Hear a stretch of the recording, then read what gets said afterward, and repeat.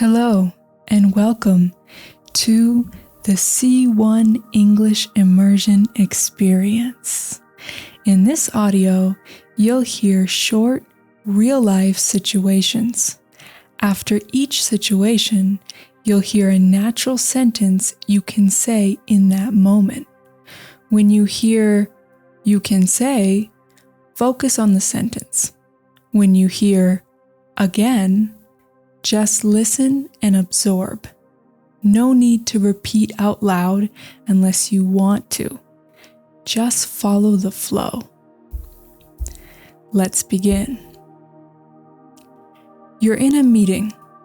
Someone suggests an idea, but you're not fully convinced.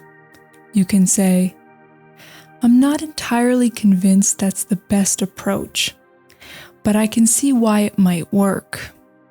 Again, "I'm not entirely convinced that's the best approach, but I can see how it might work.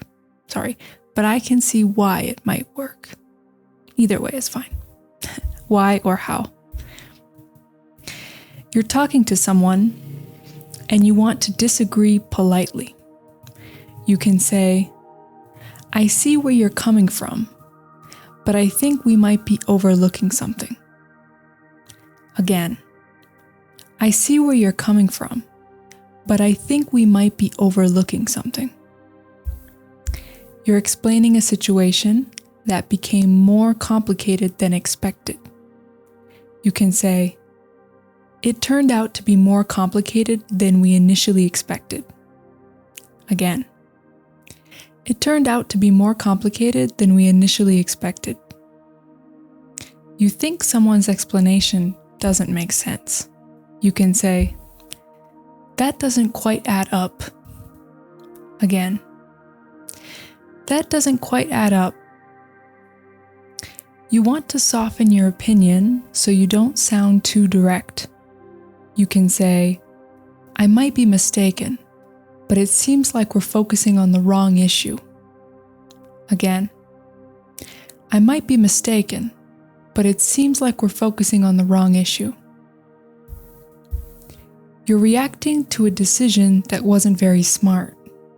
You can say, "I wouldn't say it was a good idea, to be honest." Again, "I wouldn't say it was a good idea, to be honest." You're explaining why something happened. You can say, "That was mainly due to poor planning." Again, "That was mainly due to poor planning." That was mainly due to poor planning. You want to say something is becoming more common. You can say, "It's becoming increasingly common." Again, "It's becoming increasingly common." You're not completely sure about something.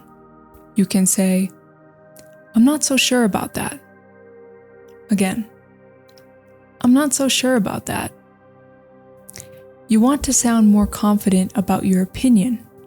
You can say, "There's no doubt about it." Again, "There's no doubt about it." You're comparing two options.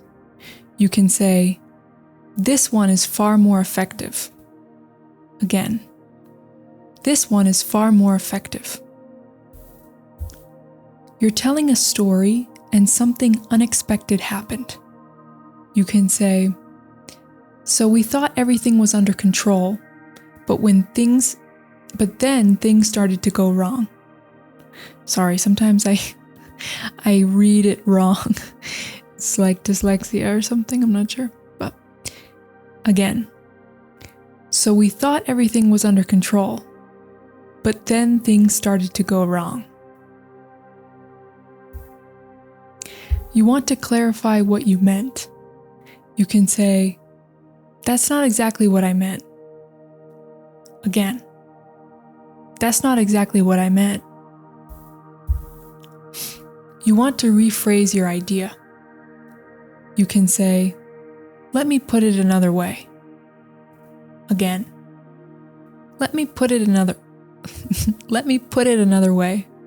See, even native speakers, sometimes we try to say something, we know how to say it, but like it comes out wrong. Like our mouth has problems and it comes out wrong, you know? Let me put it another way. Let me put it another way. Let me put it another, because we try to talk fast and then we get all tongue-tied. Let me put it another, that's hard to say. Let me put it another way. Let me put it another way. Let me put it another way. Let me put it another way. Yeah. You know what? If you find that something's hard to say, you can always slow it down. That's what native speakers do. That's what we do. If some words are hard to say together fast, if the sounds are difficult to say, we will just slow it down. And instead of saying, let me put it another way, I'll say, let me put it another way. Let me put it another way. I will try to slow it down if it's easier for me to say. And I'm a native speaker. So yeah, there's no issue. There's no problem with slowing it down. You can have very advanced English. You can sound just like a native speaker. You could sound great in your English, but you don't talk extremely fast all the time. You don't need to. If there's one piece of advice you take away from this video, don't try to speak fast. Speaking faster is something that comes naturally with fluency and practice and experience, but it's not something that you should try to do. It's not something that you should strive for, because a lot of us native speakers don't speak fast, and it doesn't matter at all. We're still able to communicate just as well, just as effectively, just as professionally. If anything, when what you say is correct or powerful, but it's slow or not super fast, it actually kind of makes you seem more grounded and sure of what you're saying.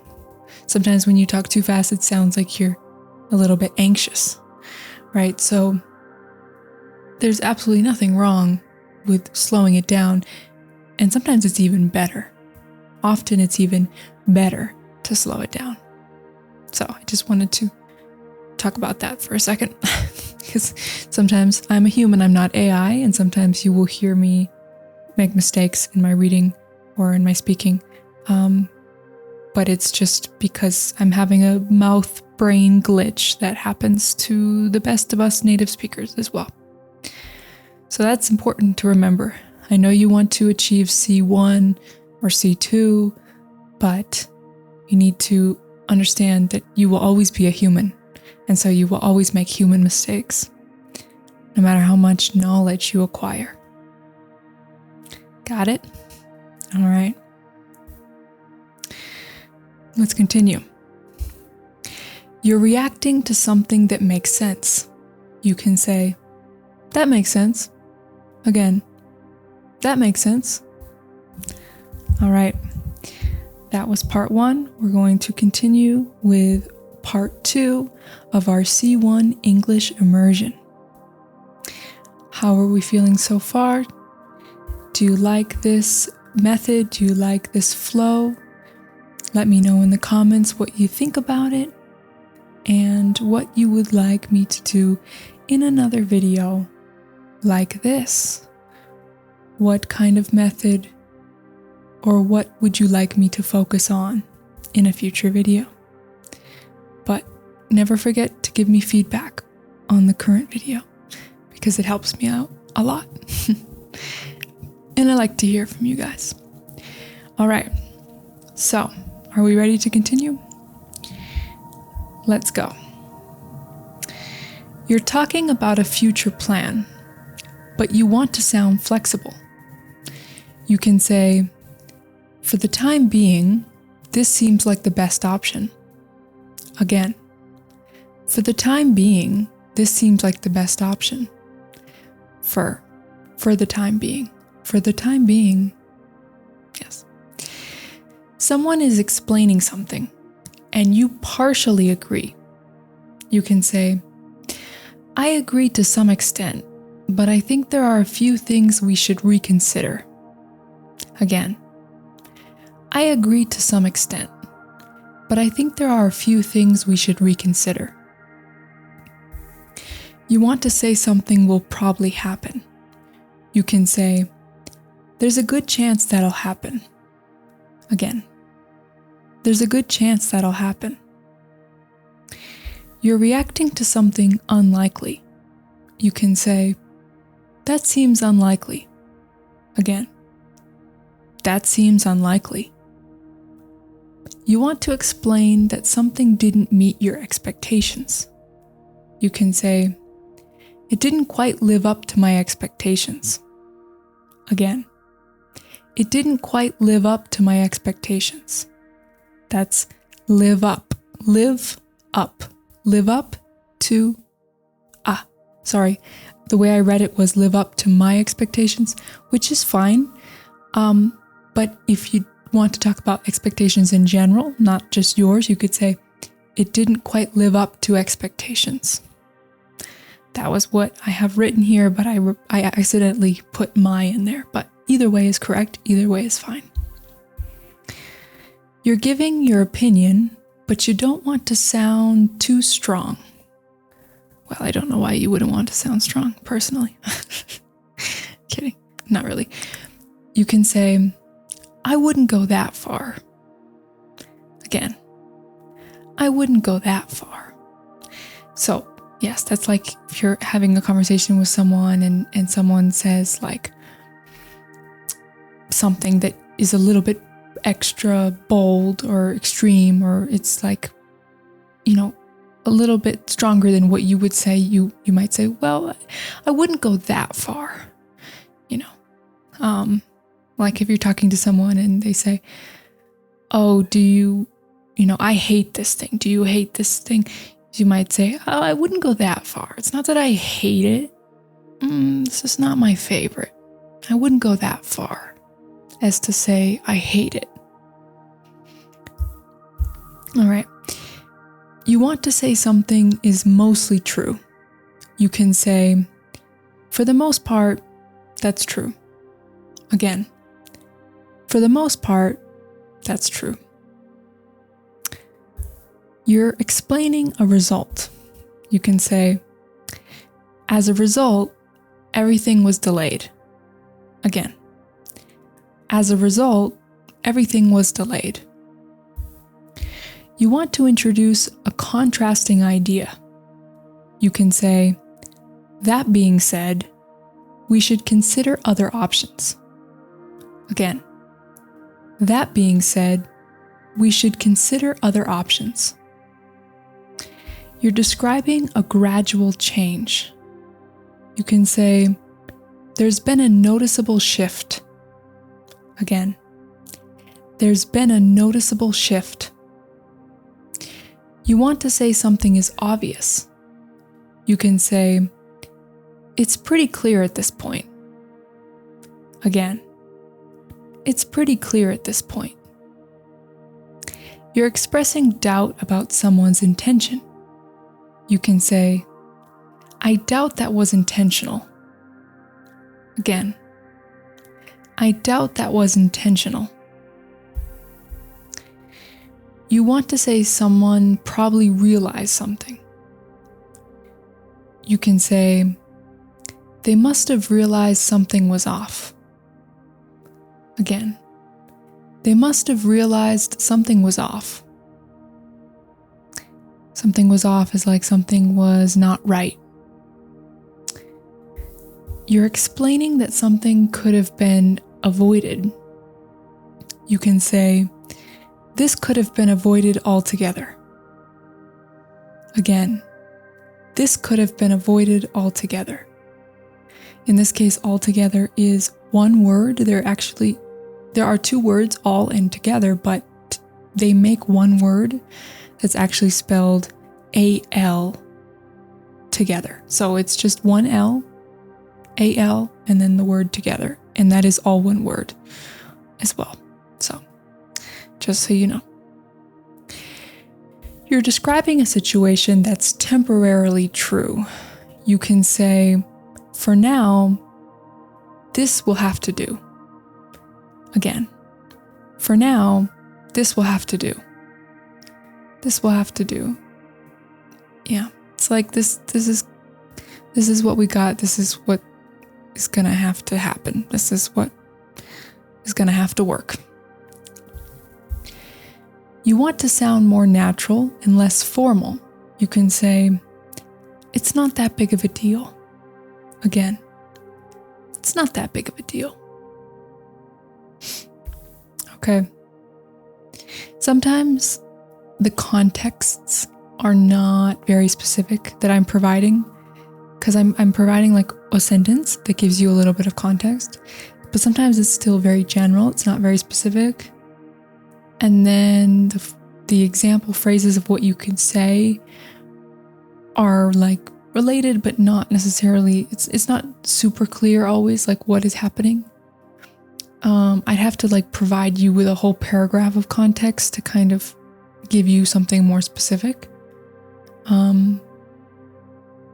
Yes, maybe I will do that. Maybe I'm gonna try to come up with a bit more specific contexts to make this even better. All right, so let me do that now, and then we'll pick up where we left off. All right, and we are back in action. So I have a little bit more context for you this time. Let's see how it goes. If I think we need even more context, then I can do that. But let's see how this goes. And let's see if this is a little bit easier to understand and learn. All right, so let's continue with our C1 English immersion. You're in a work meeting. A colleague presents a plan that sounds good at first, but you notice a potential problem they haven't mentioned. You can say, on the surface, it sounds like a solid plan, but there might be a few issues we need to address. Again, on the surface, it sounds like a solid plan, but there might be a few issues we need to address. All right, remember you can say colleague or co-worker. Co-worker is another word that a lot of students forget about that is also very common. All right, next one. You're talking to a friend who is overreacting to a small problem, and you want to calm them down. You can say, I think you might be overthinking it a little. Again, I think you might be overthinking it a little. You're explaining why you didn't say anything earlier in a group conversation. You can say, I was going to mention it earlier, but I didn't want to interrupt. Again, I was going to mention it earlier, but I didn't want to interrupt. You're in a discussion and someone says something that is partly true, but not completely accurate. You can say, that's not entirely accurate. Again, that's not entirely accurate. You're explaining a mistake your team made, and you want to sound honest, but professional. You can say, in hindsight, we should have handled it differently. Again, in hindsight, we should have handled it differently. In hindsight is like when we look back, like looking into the past. Now that we are, in the future, in the present, we can look back, we can look behind, and we can see it more clearly. So, in hindsight. You're talking about a decision you regret making in the past. You can say, I should have thought it through more carefully. Again, I should have thought it through more carefully. You're reacting to a situation that is getting worse over time. You can say, it seems to be getting out of hand. Again, it seems to be getting out of hand. You're explaining that something isn't a big priority right now. You can say, it's not a top priority at the moment. Again, it's not a top priority at the moment. You're in a conversation and you want to move to a different point without being abrupt. You can say, that aside, there's something else we should consider. Again, that aside, there's something else we should consider. You're describing a situation where something didn't go as planned, but you adapted.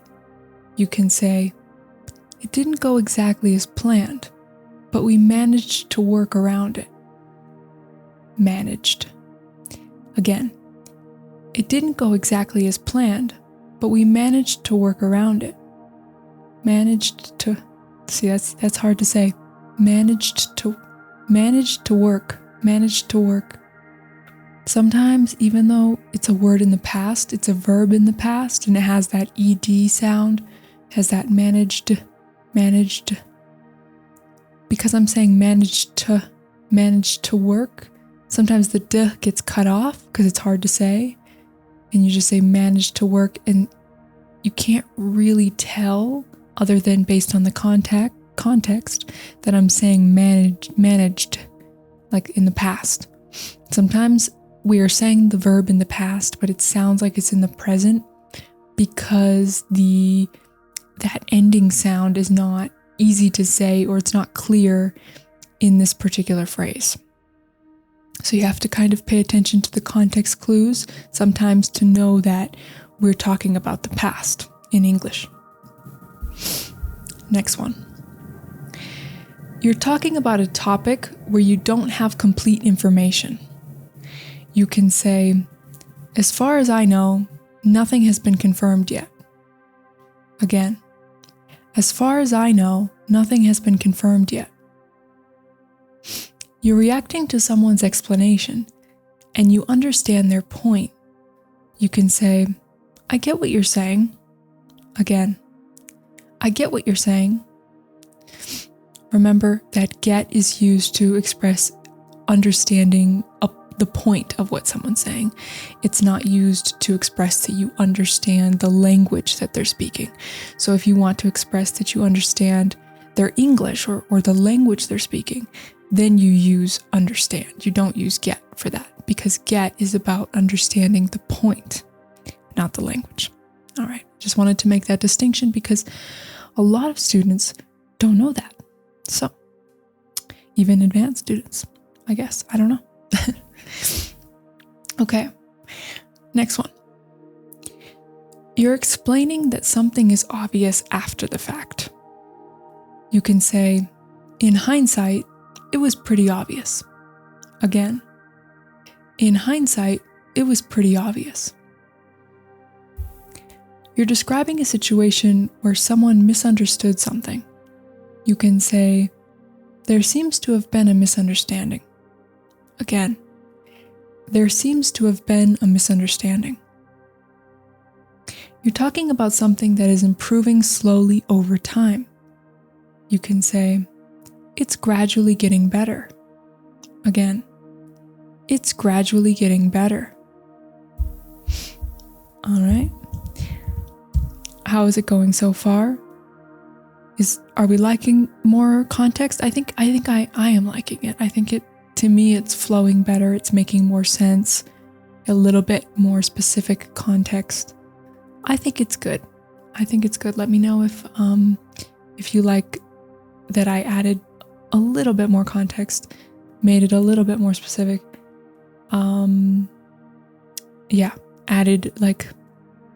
Made it like a couple sentences instead of just one. So yeah, let me know if you're still awake and if you like that change. All right. So let's continue.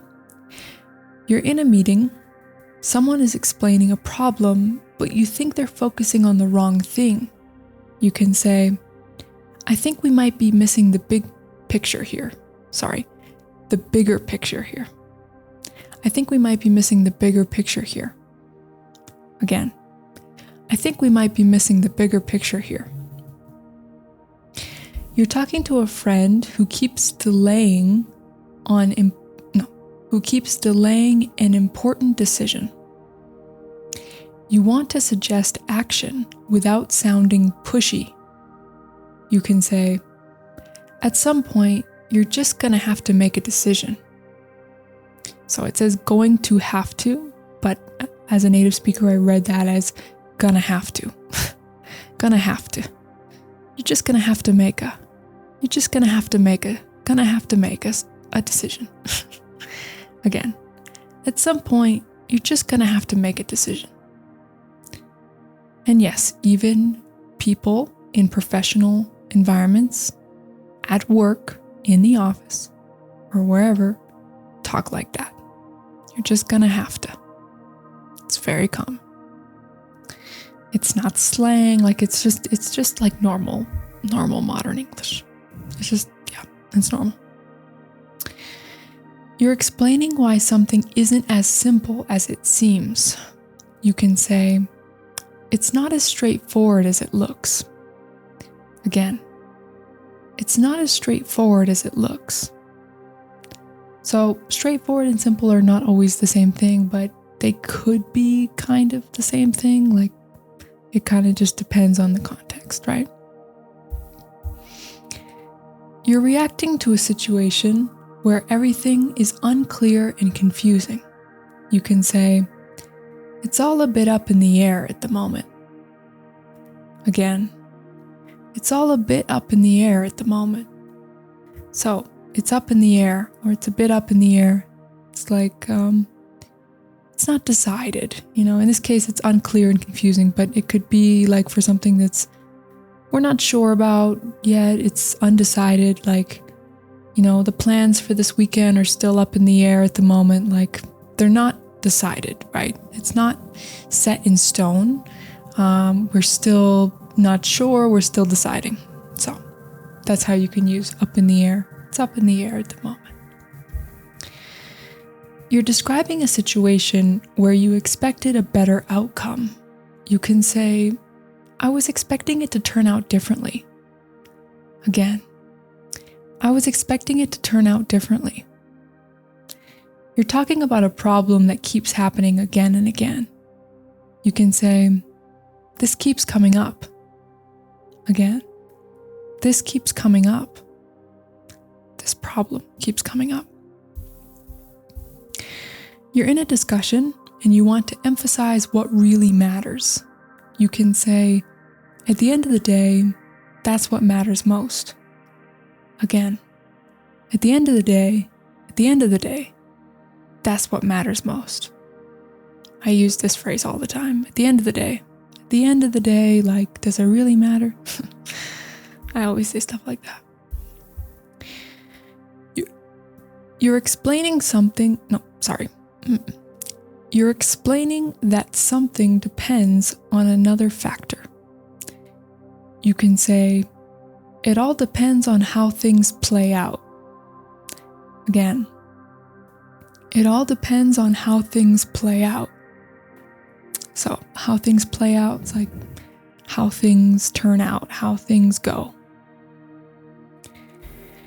You're reacting to a suggestion that sounds unrealistic. You can say, that's easier said than done. Again, that's easier said than done. A lot of things are easier said than done. Like, it's easier to talk about something than to actually do it. You're explaining that something happened for a specific reason. You can say, there's a reason why that happened. Again, there's a reason why that happened. You're describing a situation where something is improving, but slowly. You can say, it's a step in the right direction. Again, it's a step in the right direction. You're talking about a situation that requires patience. You can say, these things take time. Again, these things take time. you're reacting to a situation where someone is being unrealistic. You can say, let's be realistic about this. Again, let's be realistic about this. You're explaining that something is not your responsibility. You can say, that's not really up to me.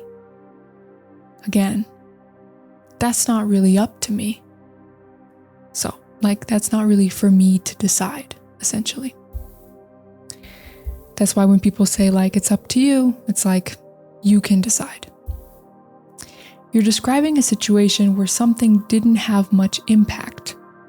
You can say, it didn't make much of a difference. Again, it didn't make much of a difference. All right. How is it going so far? Are you awake? How are you feeling? I am interested in making more videos like this. Maybe different levels, maybe B1, B2, C2, depending on what the interest is, what the demand is. I chose C1 now for my first video like this because I feel like a lot of students are hovering around B2, and a lot of students, I feel like, think they're not quite C1, but they might be, or they might be able to understand all of it. They just need to practice more C1 level phrases, those types of phrases. I think a lot of students are kind of hovering around upper intermediate level and just need, even advanced students can always use a brushing up on more advanced sentence structures and phrases and native speaker things, common phrases that we say in different situations. I think seeing how native speakers react to different situations and seeing or hearing a wide variety of different phrases that you can use in that case, I think that's really helpful for all levels.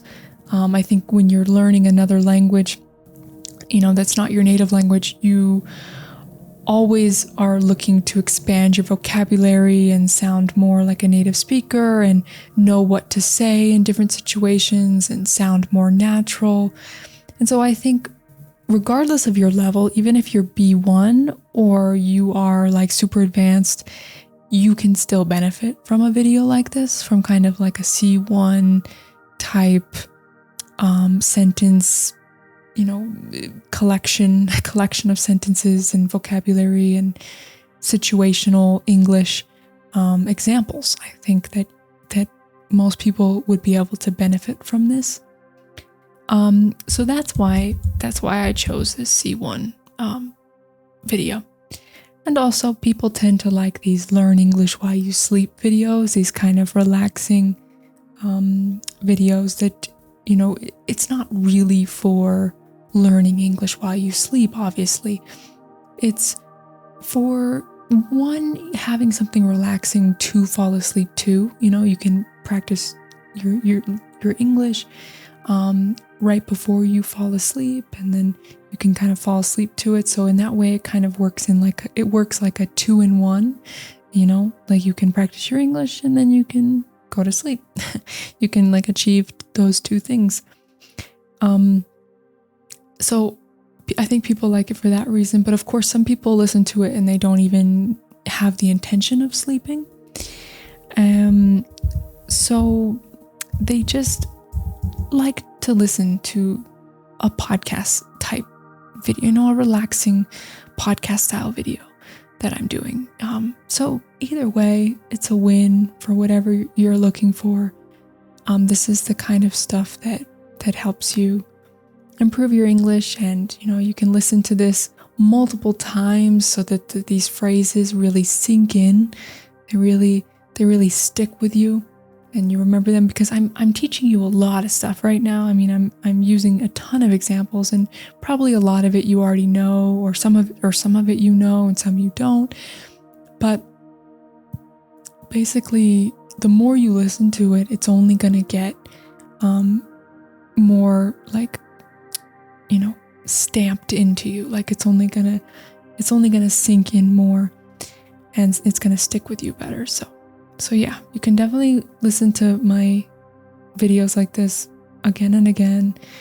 And I have a playlist of Learn English While You Sleep videos that I'm building. So if you go to my YouTube channel page and the playlists tab, you will see the playlist with these specific type of videos that are more like relaxing, just audio format.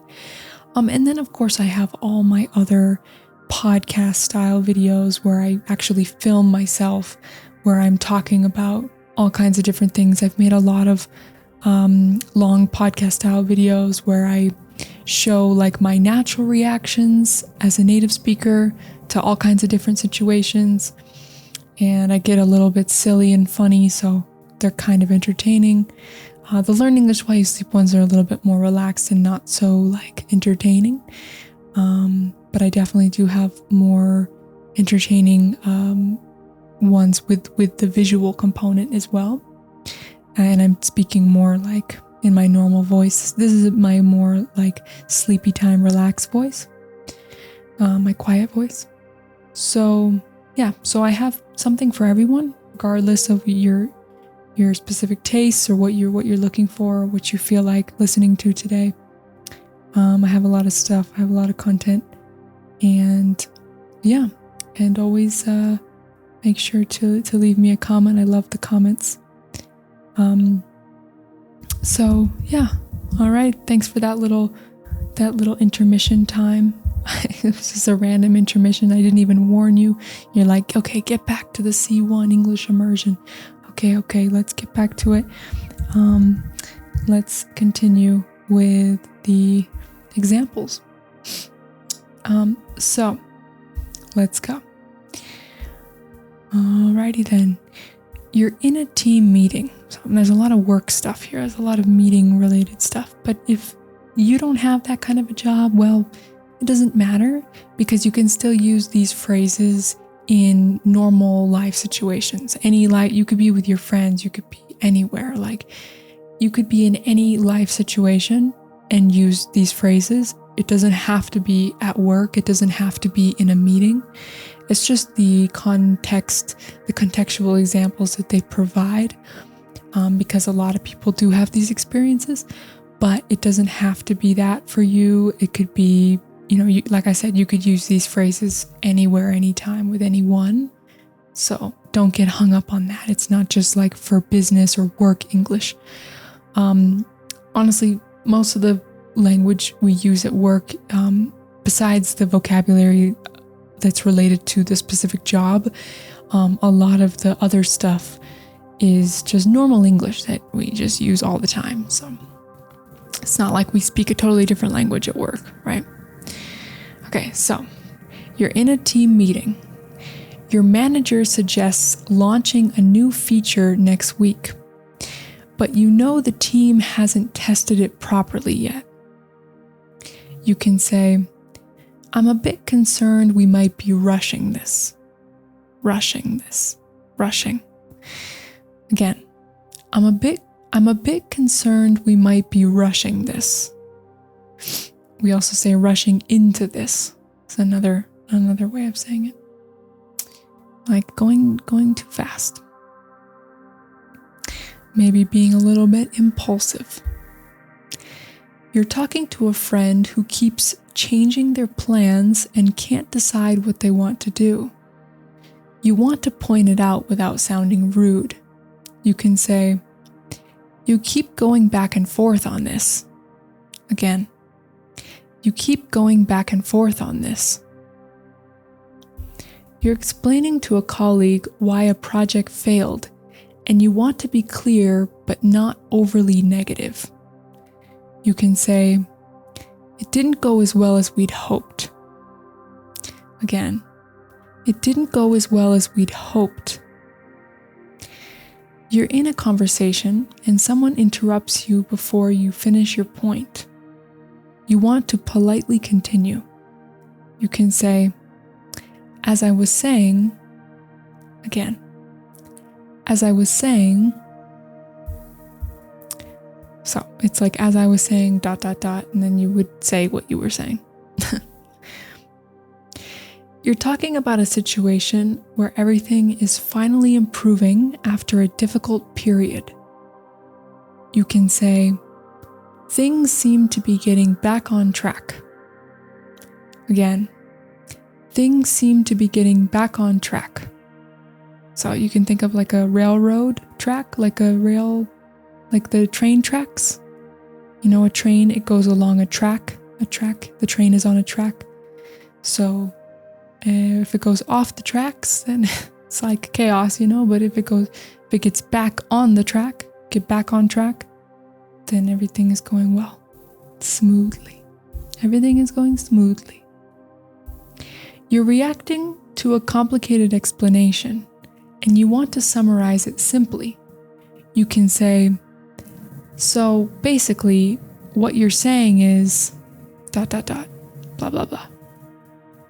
Again, so basically, what you're saying is, you're explaining why you're not fully comfortable with a decision, even though others support it. You can say, I'm not completely on board with that. Again, I'm not completely on board with that. So once again, it's like related to transportation. You can think of a boat. If you get on a boat, you're like on board the ship. You board the ship, you get on the ship, you're on board. So if you're not completely on board with something, it's like you're not really totally ready to get on that ship because you don't agree or you're not fully comfortable with that.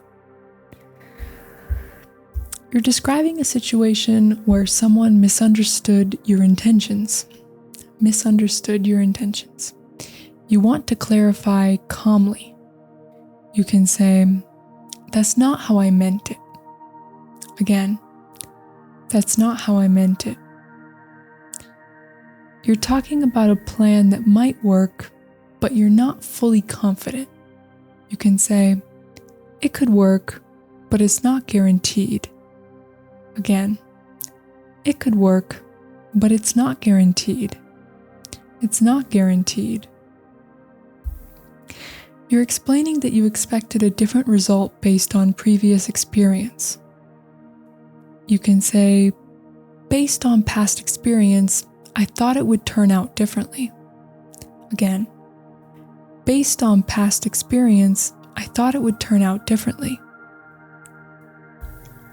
You're reacting to a situation where someone is making things more complicated than necessary. You can say, I think we're overcomplicating things. Again, I think we're overcomplicating things. You're in a discussion and you want to return to the main topic after a distraction. You can say, getting back to the point, blah, blah, blah. Again, getting back to the point, blah, blah, blah. You're explaining that something is acceptable for now, even if it's not ideal. You can say, it's not ideal, but it'll do for now. Again, it's not ideal, but it'll do for now. It'll do for now. It'll do for now. Yeah, I feel like this phrase is a little bit older. I feel like nowadays younger generations would probably just say like, it's not ideal, but it'll work. It'll work for now. It'll work for now, or it's okay for now. Like, it's good enough for now. Yeah, it'll work for now. It's okay for now. It's good enough for now. It's fine for now. It'll do is like a little bit older English, I feel like, in the United States, but yeah, I don't know about British, but it's okay. But yeah, I feel like it's a little bit outdated. All right, you're talking about a situation where you don't want to make a quick decision without thinking. You can say, I'd rather take some time to think it through. Again, I'd rather take some time to think it through. So personally, I probably wouldn't say think it through. I probably would just say like, think about it. Think about it more. So I'd rather take some time to think about it more. Yeah, I need to think about it more. That's probably what I would say. You're reacting to a suggestion that sounds reasonable and practical. You can say, that sounds like a sensible approach. Again, that sounds like a sensible approach. So, because this is C1 language immersion, language training, I'm trying to teach you C1 types of phrases and vocabulary and things that do exist and are used, and you could hear them. But it's important to understand that when we talk about C1 and C2 English, when we enter into this kind of level, this kind of realm, a lot of the language does have a bit more of a formal tone, or like an overly professional tone, or like maybe even sometimes it's just less common.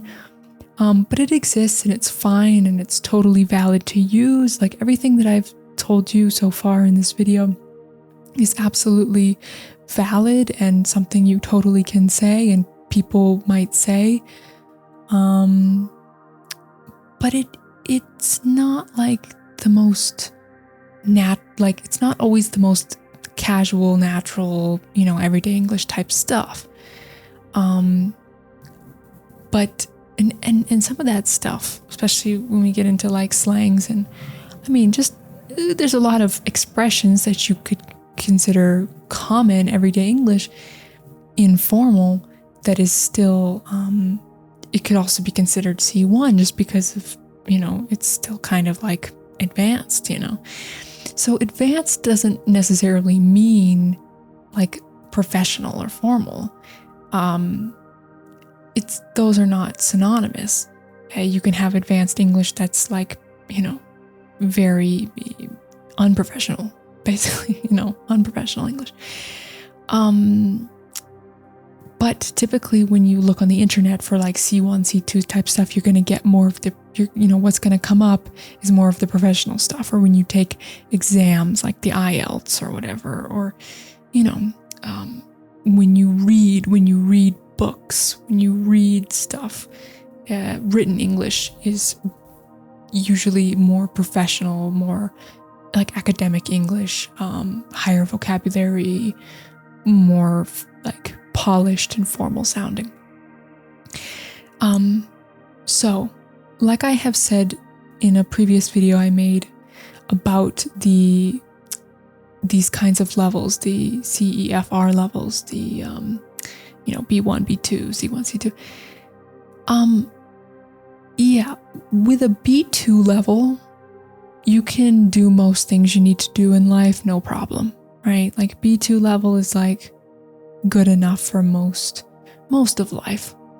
But students are often interested in taking it a step further and, advancing their English even more, learning more. So that's why I'm making this video and doing C1. But and some of the things that I'm saying here are, some of the things that I've taught so far in this video are quite common. I'm not saying all of this stuff is uncommon. No, absolutely not. Like some of this stuff is very common. But also the lines between B2 and C1 sometimes are a little bit blurry, it's like a little bit of a gray area. So, some of these things you might be B1 and already know some of these things, like phrases that I'm saying and stuff. Some of these things that I'm saying, this isn't like extremely advanced. So yeah, basically I just wanted to tell you that my take on all of this, my perspective, and I'm always trying to keep it real and honest and realistic and transparent with you guys and tell you what I really think as a native speaker. A native speaker who, I consider myself to be an intellectual person. I definitely am an intellectual person. I take, English writing very seriously and stuff. I can't say that I read books all the time, but I, as an intellectual native speaker, I also think it's very important to keep it realistic. And I also understand that, 99% of my time in real life, or 95% of my time in real life, I am using a very everyday English. And that's what I try to mainly focus on this channel. So, if anything that I'm reading to you right now seems like unrealistic, I will let you know. If anything seems a little bit strange or whatever, I will let you know most of the time. But for those of you who are interested in this, in the C1 type stuff, let's keep going and let's keep learning and practicing. And at the very least, it's relaxing, and you're having a wonderful sleep right now. I don't know. So, so let's continue with the next part of the C1 English immersion. All right, just a second, and we're ready. Okay. You're in a meeting. How many times have I said that? You're in a meeting. A teammate is explaining a problem, but they're being vague and not giving clear details. You want them to be more specific. You can say, "Could you be a bit more specific about what you mean?" Again, "Could you be a bit more specific about what you mean?" So, see, stuff like that is a perfect example of something that is totally normal, totally common. It sounds extremely natural. It's also part of everyday English. Could you be more specific? We might, instead of could, we might say like can you be more specific? Or, yeah, can you be a little bit more specific about what you mean? I don't know what you mean. Can you be more specific? Like we might alter the phrase slightly in everyday English, depending on, the context and the people we're talking to or whatever. Of course, the phrases that I'm reading are like more polished. Maybe like what you would write in an email, versus like what you would say out loud. You know how what you would write in an email, you take time to think about it like a little bit more than stuff you just say, right? You take time to think about it a little bit more and write it in a little bit more clear and concise and polished and professional way than when you're just naturally speaking. It's like that, so it's not like we don't use it, but it's just when you're speaking, what comes out doesn't always sound as polished as when you're like writing an email, right? Even if you're writing an email to, I don't know, I was going to say anybody, but I guess not anybody. But, yeah. But anyways, it's totally normal to be like, "Hey, can you, I'm not sure what you mean. Can you be more specific?" or something like that. Okay. Next one. You're talking to a friend who is blaming someone else for a situation, but you think they also played a role. You want to point that out carefully. You can say, "To be fair, you were part of that decision too." Again, to be fair, you were part of that decision too. So if you're talking to someone who's just blaming something on someone else, but they were part of it, you can say, "You were part of that decision too. To be fair. I love it. It's like respectfully holding someone accountable. I like that. You're explaining why you're not ready to commit to a plan yet because you need more information. You can say, "I'd rather wait until we have all the facts." Again, "I'd rather wait until we have all the facts." You're reacting to a situation where something small has turned into a much bigger problem. You can say, "It's blown out of proportion." Again, It's blown out of proportion. Okay. It has blown out of proportion. Yeah, it's like it's turned into a much bigger problem. Yeah. You're in a conversation and you want to politely interrupt because you have something important to add. You can say, "Sorry to interrupt, but can I just add something?" Again, "Sorry to interrupt, but can I just add something?" All right. You're explaining that something seems correct based on the information you have, but you're not 100% certain. You can say, "From what I can tell, everything seems fine." Again, "From what I can tell, everything seems fine." So remember, when we say like "from what I can tell," or yeah, it's hard to tell, or when we use "to be able to tell" or "can tell" in that kind of context, it means like not literally telling or saying something. It means like being able to perceive, right? So "from what I can tell," it's like from what I can perceive. It's not from what I can say, it's from what I can perceive. So that's the interesting thing about English, that probably a lot of students just naturally notice that and just learn that automatically, but I feel like I always need to explain that because it's a little bit of a strange thing about English. I noticed that other languages will use actual words like "from what I can notice or perceive" or whatever.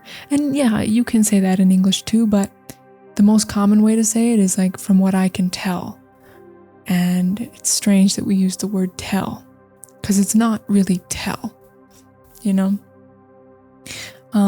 It's like if you go in someone's house, you enter someone's house and they just cleaned their house, and they say, "I just cleaned my house." And you can say, "I can tell." It's like, I can see, I see that, I noticed. Yeah, it's noticeable. All right. You're talking about a situation where someone is avoiding the real issue. You can say, "I think we're avoiding the main issue." Again, "I think we're avoiding the main issue." So it's funny, this is like a C1, lesson, right? But a lot of the vocab and the phrases here that I'm using are simple stuff that you already know. In other words, what it's kind of doing is it's teaching you, like this lesson is really kind of just teaching you how to speak more polished and professional. And I guess that's what a lot of C1 and C2 is about, is just like sounding more professional. It's not even necessarily using like so much more difficult or advanced vocabulary. It's honestly a lot of the time just phrasing things in a way to sound a bit more professional. Yeah. So in that sense, it's not as scary and hard as you might think. I mean, the vocabulary is not, because you don't want to use vocabulary that's so advanced that even your native speaker colleagues are like, "What?" So it's really just about sounding professional, and also natural, but yeah. So a lot of the stuff I'm saying is not even that super advanced, You're describing a situation where something isn't worth the time or effort. You can say, "It's probably not worth going into too much detail." Again, "It's probably not worth going into too much detail." So this is a perfect example of how, like, every word I said, you already know. I'm certain you already know every single word I just said. It's probably not worth going into too much detail. You know all those words, I'm assuming. But what is C1 about it is the particular order, the particular phrasing, right? Because that's something that a native speaker would say. A native speaker would say, "It's probably not worth going into too much detail. And even though you know all the words, you might not put them in that order, and you might not say that particular phrase because you're not a native speaker, and you don't have that phrase ingrained into your mind like we do from hearing other people say it since we were born. So, for us, it kind of just comes naturally, that phrase. But for you, even though you know all the words, you might not put them together like that. So that's really what C1 is about. It's learning to put together the words, a lot of the words you already know, in a particular way, put them together in a way to sound not just professional, but also natural, to sound like a native speaker. To speak not so robotic, but like real, So, you probably know like the phrase, like it's not worth it, it's not worth it. So add probably to that, it's probably not worth it. Okay. And then there's the phrase to go into detail. So to go into details, like to get into the details, to focus on the details, right? So it's probably not worth going into too much detail. It's probably not worth going into that much detail or so much detail or, whatever. So yeah, that's just one example. Don't get too hung up on that phrase. Like I could say the same thing about a lot of these phrases I'm teaching in this lesson.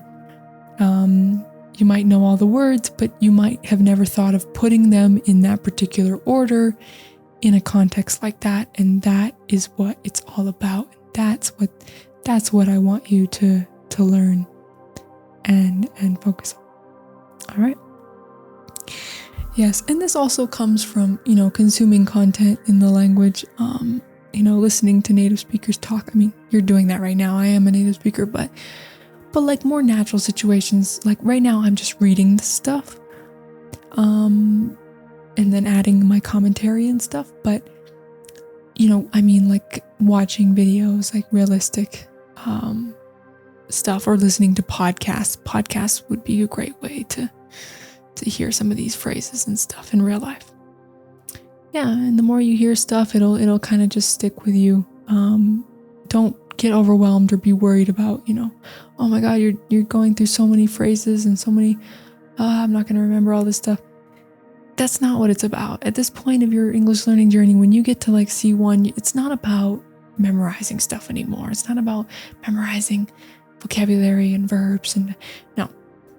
It's just about like getting used to like the flow of English, like the kind of the attitude, the feeling, the phrases, the vibe, it's just getting kind of getting used to the flow, and a lot of like passive listening and not so much like trying to memorize stuff, right?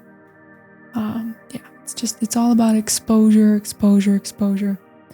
And obviously if you want to take your studying to the next level, you can listen multiple times, and you can repeat. You can pause and repeat and actually practice your speaking as well with these phrases. That's another thing you could do, but that's definitely next level studying, especially with this type of video, which is meant for just relaxing.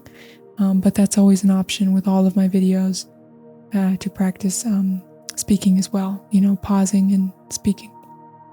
That's how I learned Spanish and Portuguese, and that's what I recommend for learning languages.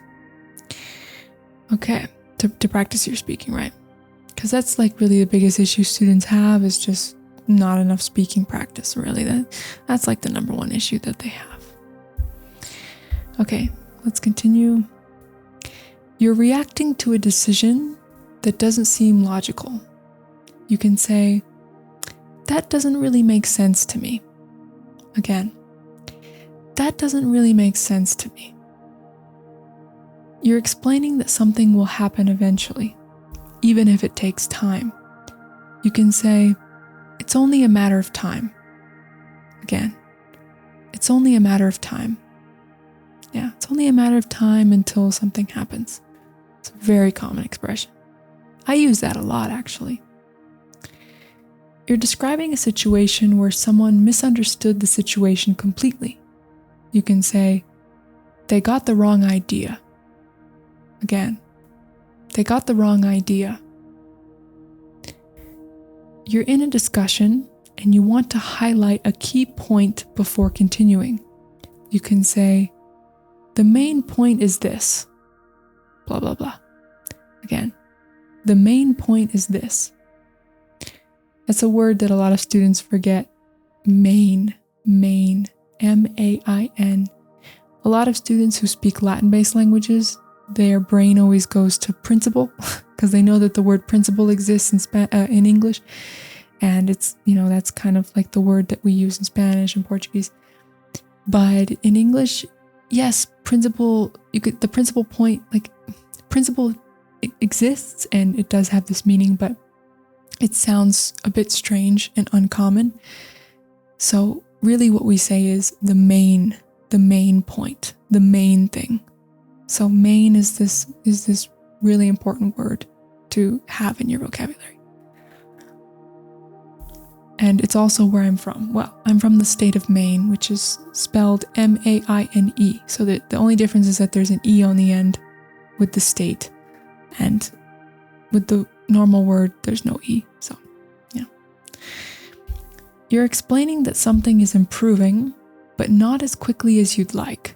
You can say, it's getting better, just not as fast as we expected.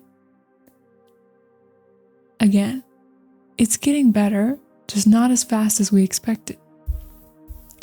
You're reacting to a situation where someone is making a valid point. A valid point. You can say, that's a fair point. Again, that's a fair point. You're explaining that something depends on multiple factors. You can say, there are a lot of variables involved. Again, there are a lot of variables involved. All right, how are we doing? I think we're gonna end it there. So obviously this isn't a complete C1, course. I can definitely make more videos like this. I thought about doing like a complete C1 course video.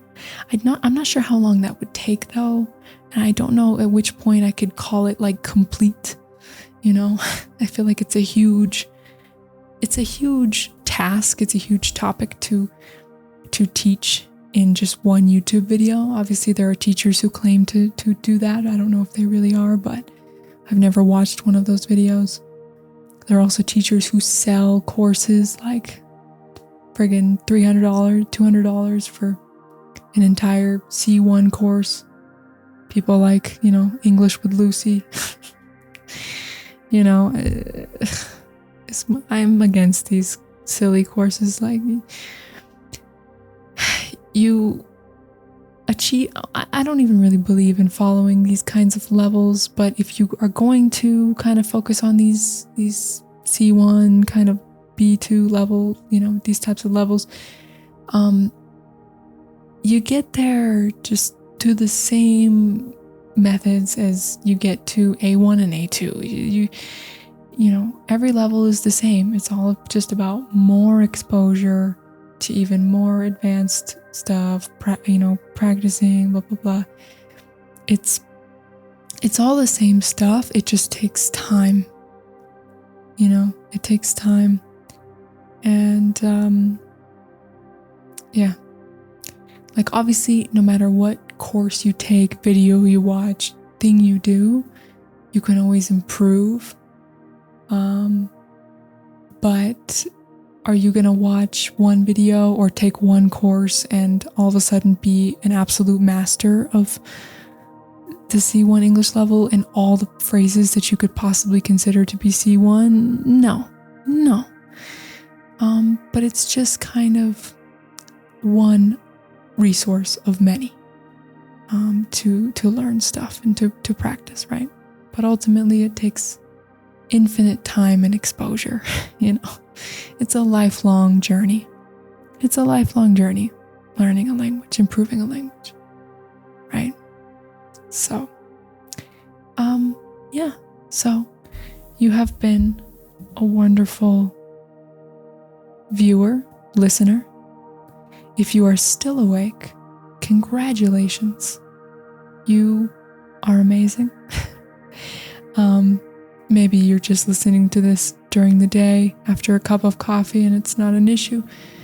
But you're still amazing anyways. Even those of you who are asleep right now, even though you can't hear me, you are also amazing. I love everyone who watches my videos and listens. So, yes. So, like I said, feel free to listen to this several times through if you want, multiple times. There were a lot of good nuggets of advice and little tidbits of my perspective, my feedback, my information, my knowledge that I have for you as a native speaker and as an English teacher. And also just a lot of great phrases that we practiced, a lot of great contexts and phrases and reactions. And yeah, just remember that as a native speaker, certainly some of the time I will have those reactions myself, like I would say something like that. But many other times I would not say something like that. What I would say is even more casual or relaxed or, messy. The way native speakers speak is often messy, right? I mean, think about how you talk in your native language. Is it super polished all the time? Is it, or would you say that it's often messy? Yeah. Even the best speakers will use filler words and sometimes are thinking as they're speaking and they're, kind of trying to formulate the phrase as they go, and it doesn't sound as good as if they had taken the time to plan it and write it. And that's just the way the human brain works at the end of the day. It's not even about, your language ability at the end of the day. It's like we have human brains. We have limitations. We're not AI, thankfully. And, oh yes, one last piece of advice before I end this. There are a lot of AI English learning, English teaching videos on the internet now, and I recommend avoiding those. There are plenty of real English teacher videos on the internet to watch. It's okay if you want to use AI to ask a question maybe about English, or sometimes I'll use it to get a quick answer about what is the most natural way to express this in Spanish or whatever. It's okay to use AI for stuff like that, but as far as watching videos on the internet or listening to English speakers and stuff, as far as consuming English, it's okay to ask AI a question, but in terms of when you're consuming English for the sake of improving, you're studying English, right? So you're listening to podcasts, you're watching videos. When you do that, I recommend making sure that you're only doing that with real people, not AI. Because AI is always going to sound a lot more robotic. Well, at least for now, it sounds quite robotic. And yeah, and it's kind of just AI crap, AI slop. And it kind of takes away from real English teachers. And also, yeah, it's so robotic and where's the fun in that? Don't you want an English teacher with some personality, and it's not just a computer, And also what I do on my channel is I give you a lot of my personal opinion, my feedback. I get really specific my details and my personal experiences, and I try to keep it really realistic with you. So a lot of the AI English teaching videos I've seen, they teach this kind of generic stuff, but they don't really provide any nuance. They don't really explain to you like how it really is in real life and what they themselves would say naturally as a native speaker, because they're not. They're a computer. They're AI. So remember that. Yeah. If you watch a video and it's teaching you something about English, or it tells you not to say something, but it doesn't explain why, or, you're not looking at or listening to a real person that you know for sure that's a real person, I say just get rid of it. Just leave it and don't go back. Just don't continue consuming that content, because yeah, AI is helpful for some things, but for other things, it's just completely unnecessary and can be harmful or can be inaccurate. So, yes, know when to use AI and when not to use AI. So, yeah, I have looked at some other like learn English while you sleep type videos, and there's some weird, I don't know if it's AI or what, but there's some robotic kind of strangely perfect ones out there, and I'm like, I don't know about that. So let me know in the comments if you like my natural, messy learn English while you sleep videos where I just talk and ramble and just tell you whatever pops into my mind in addition to the planned lesson that I read. So it's a little of both, Let me know if you like that.